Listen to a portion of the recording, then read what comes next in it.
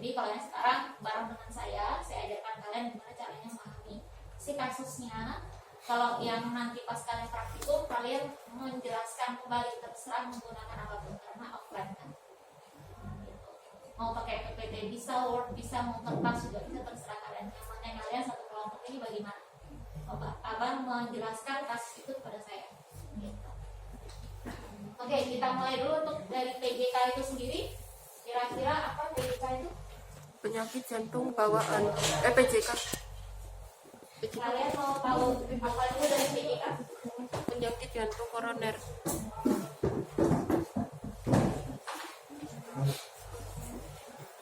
Yang pertama kali kalian harus ketahui apa itu? Definisi. Kemudian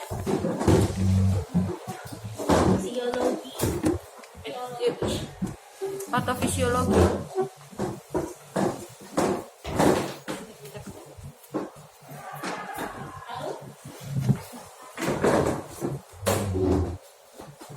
Intervensi. intervensi.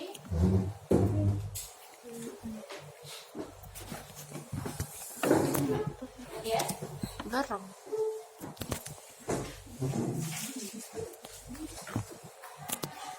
fungsi etiologi, patofisiologi, intervensi.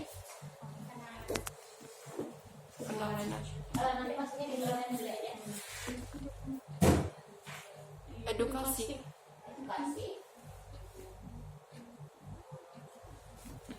Kemudian lagi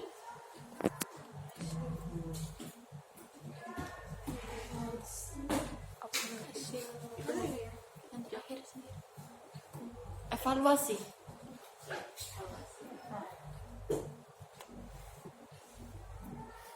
lagi. Sudah. Sudah. Oke, sekarang silakan dicari dulu pengertian dari PJK itu sendiri. PJK itu apa sih?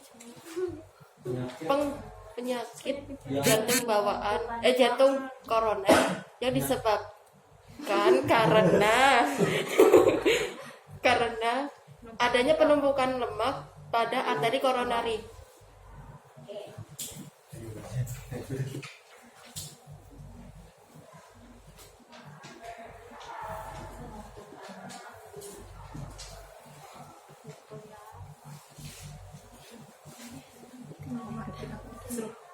Sama Abi. Oke, berarti nanti untuk apa namanya kata-kata kuncinya ada di arteri koronari dulu dan di lemak.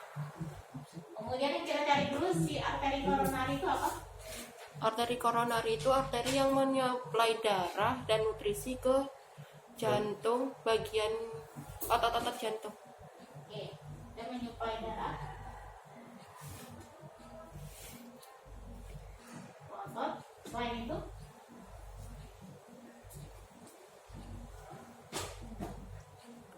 yang lainnya? Silakan di-searching monggo. Menyuplai nutrisi, oksigen,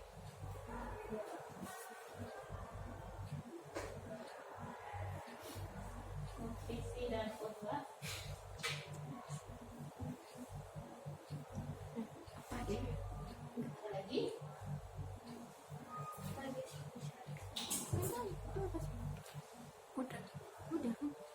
udah sih.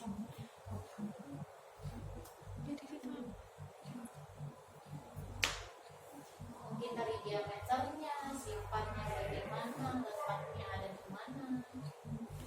Sifatnya itu elastis dan kuat. Kemudian Letaknya di otot-otot jantung, bagian miokard. ya, otot jantung.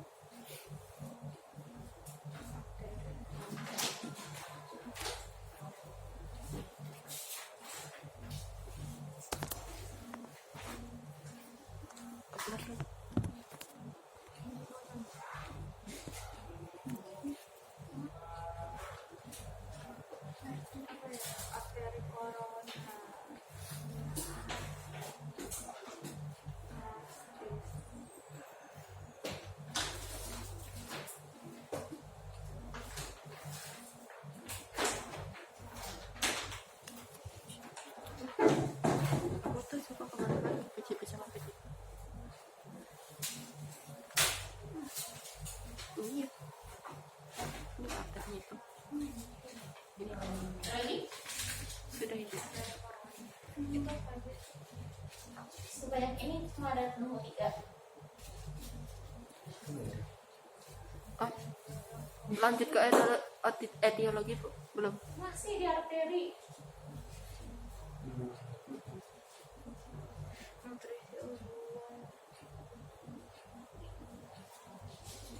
Ada dua jenis arteri koroner. Apa? Arteri koroner kiri yang terdiri dari arteri left anterior descending atau LAD dan arteri left circumflex atau LCX.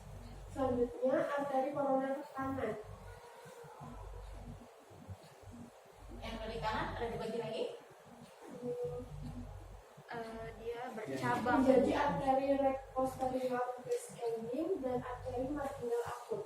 Right posterior Descending. besar. Satunya tadi Arteri marginal akut.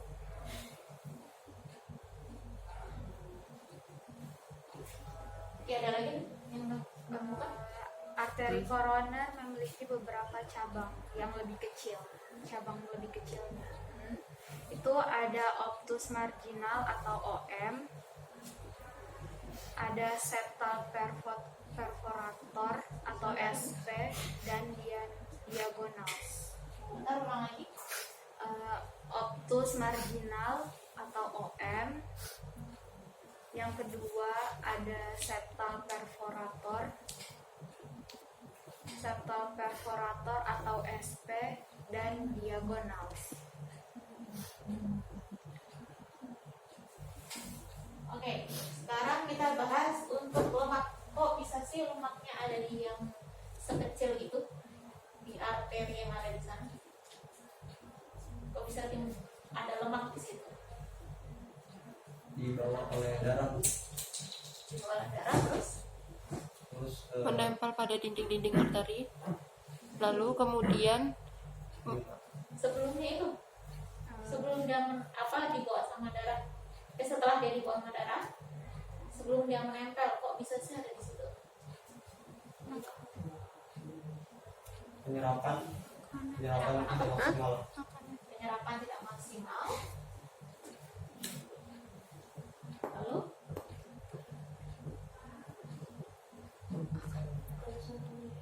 lama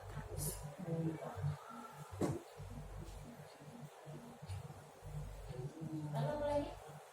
Tingginya kadar kolesterol. Tingginya kadar kolesterol.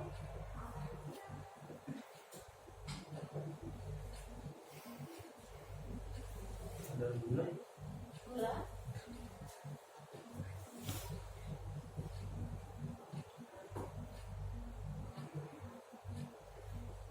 Lagi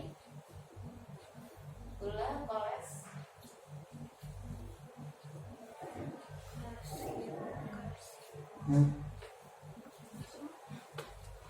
Bentar. Mau baca.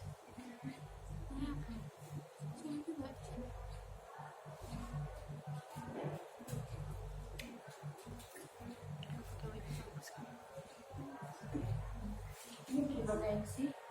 Hipertensi.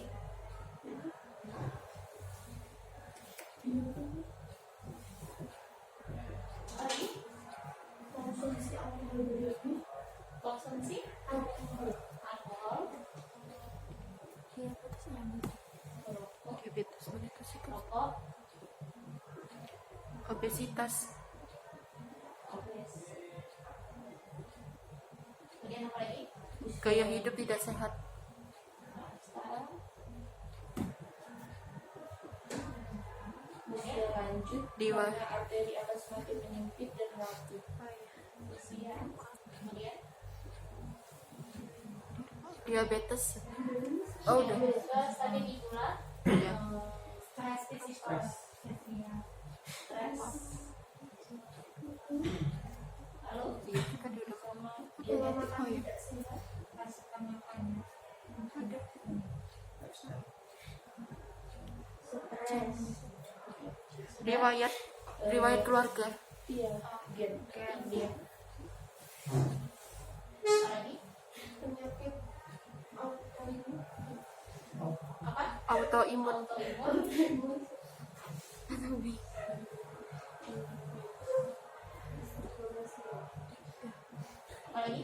gangguan tidur,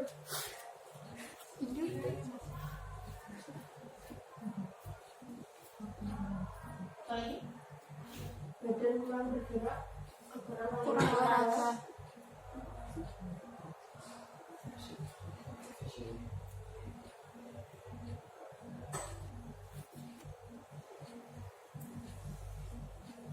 Jenis kelamin.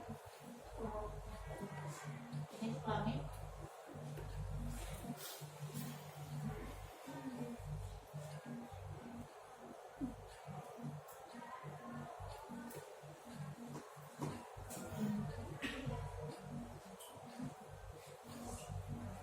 Ada lagi? Kadar protein tinggi.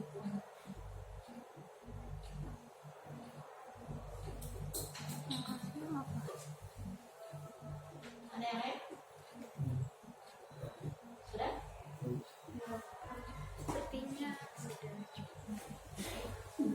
Kemudian kita bahas dulu dari kolesterol. Untuk kadar kolesterol yang tinggi, bagaimana kok bisa menimbulkan lemak? Jalannya itu bagaimana?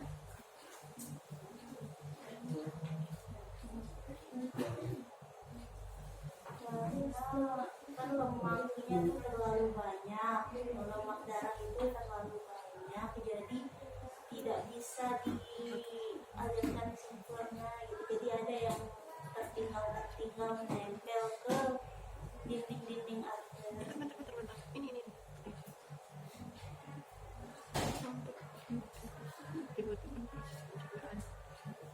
Vitamin D. Jika kadar maka hal tersebut benar itu berendah akan menyebabkan komplikasi.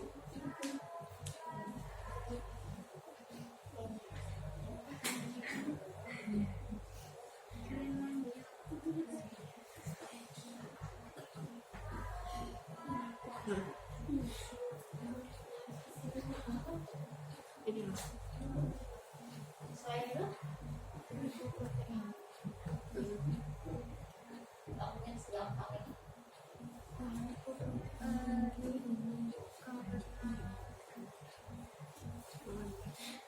Oh ini. Bu izin menjawab. Jadi untuk kolesterol itu sebetulnya kan dibutuhkan tubuh untuk memproduksi vitamin D. Namun karena jumlahnya terlalu banyak, kan kolesterol itu dibutuhkan untuk membangun sel-sel bersama dengan protein. Hanya saja karena jumlahnya terlalu banyak dan lipoprotein itu kepadatannya rendah, sehingga LDL tadi yang harusnya mengangkut kolesterol dari tubuh, dari tempat-tempat lain, dari organ-organ lain, itu tidak bisa maksimal. Akhirnya sebagian ada yang tertinggal di tubuh dan menumpuk di arteri. Oke, sebentar diulang lagi.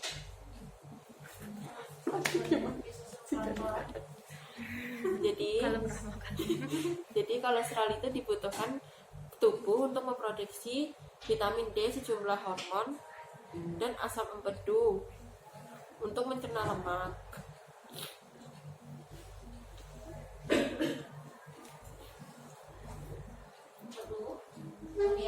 Kemudian kolesterol juga dibutuhkan untuk membangun sel-sel baru agar tetap bisa berfungsi dengan normal. Namun karena kolesterol itu terlalu tinggi, sehingga kolesterol yang dibawa sama protein tadi itu kan tidak bisa diangkut secara maksimal, Bu.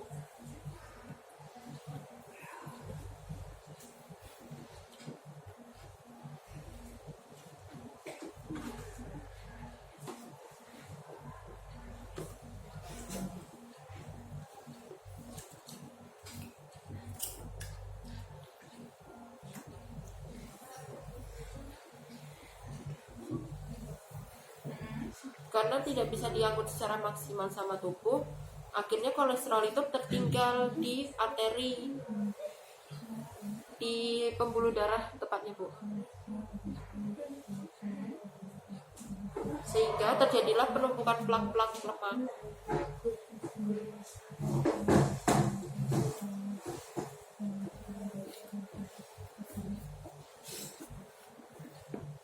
Sudah sampai di situ. Sudah, Bu. Oke, setelah lemak yang numpuk kira-kira terjadi apa? Penyumbatan penyumbatan darah. Batal, lalu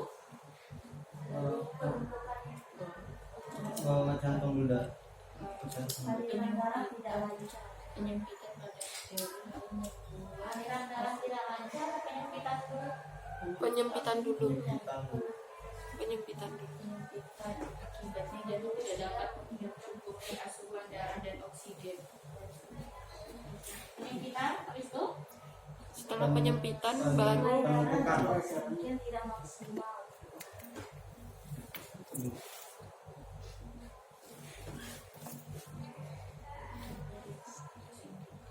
kemudian suplai darah tidak maksimal, kalau tidak Jantung tidak mendapatkan oksigen. Darah dan nutrisi maupun oksigen dengan baik. Terjadilah kegiatan.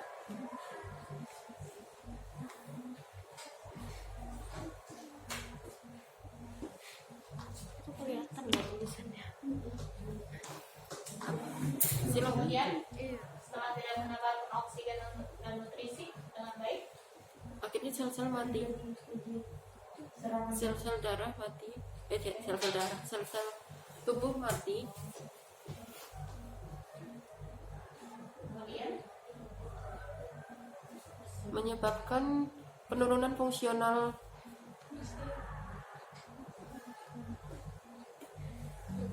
fungsionalnya siapa? organ. Organ yang mana? Jantung. Jantung. Jantung.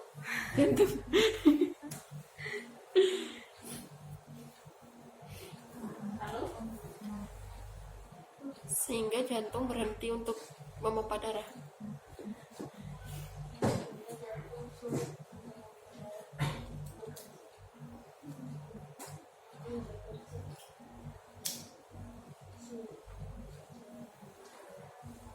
besok Setelah ada yang kalau udah berhenti memompa darah, Iskemia otot jantung. nafas apa? Iskemia otot jantung. Iskemik otot jantung itu gimana? Setelah dia berhenti memompa darah atau Jantung kekurangan kekuatan setelah dia kekurangan. sini ya? Jantung. Jantung tidak dapat O2 dan nutrisi dengan baik, nanti terjadi iskemik.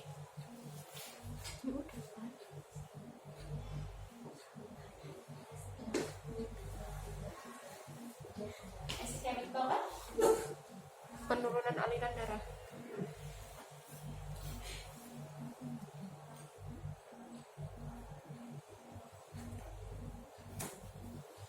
Lalu habis itu langsung ke sel-sel. Iskemik tadi Terus kontraksi jantung menurun. oke, berarti maksudnya di sini dia langsung ke fungsionalnya. Oke, terus kemudian berhenti untuk memompa darah. Setelah itu maka terjadi PJK. Oke, ini perjalanannya untuk yang dari kolesterol. Terus kemudian untuk yang gula, apakah dia sama dengan bergabung dengan kolesterol?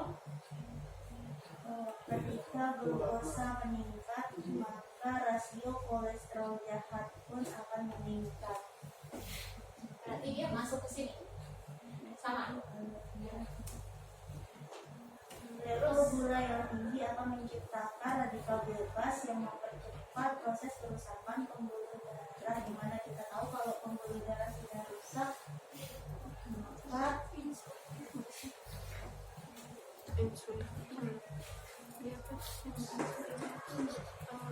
Kebanyakan gula. Enggak, itu kan karena pankreasnya nggak bisa bekerja kan. Itu ke diabetes mellitus. Jadi yang kan Setelah oh terjadi peningkatan radikal bebas, terus kemudian dia merusak si pembuluh darah, lalu setelah itu DM itu efeknya sama jantung kenapa? Terjadi gumpalan darah darahnya dia menggumpal. di pembuluh darah yang rusak.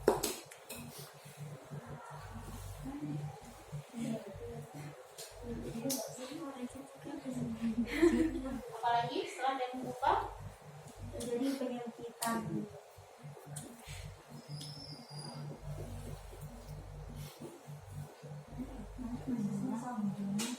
penyempitan lalu Prosesnya sama kayak sama.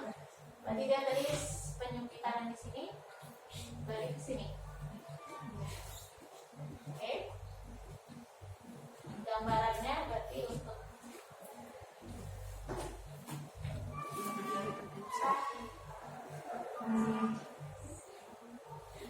pembuluh darah. Kalau tadi yang lemak, berarti nanti lemaknya ada di sini. Oke. Jika dia menutup total, di sini yang sebelah sini nanti area sini terjadi iskemik. Yang sebelah sini kira-kira terjadi apa? Yang sebelum buka. Suka. Gitu. Dan ini dia tuh nggak mesti ada di sini aja. Sini, si lemak ini. Dia bisa hanya sedikit aja, atau nanti dia ada di sini kecil, yang sebelah sini kecil. Gitu. Tadi kan kita untuk mempelajari arteri, dia ada bercabang lagi, bagi di bagian kecilnya. Ada 3. Oke. Terus kemudian untuk yang bulat, radikal bebasnya merusak si ini, langsung ke pembuluh darahnya. Peningkatan radikal bebas tadi dia langsung merusak si pembuluh darahnya, sehingga pembuluh darahnya itu kan sifatnya aerob, inflamasi, darahnya juga banyak kan, jadi dia pasti inflamasi, tebel di